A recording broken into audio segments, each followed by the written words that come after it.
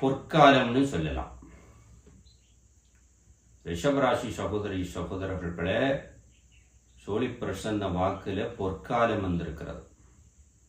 எப்படி பொற்காலம் அப்படின்னா, இதுவரைக்கும் எதெல்லாம் தாமதப்பட்டு கொண்டிருந்ததோ அதெல்லாம் உங்க வாழ்க்கையில துரிதமாக நடக்கப் போகிறது.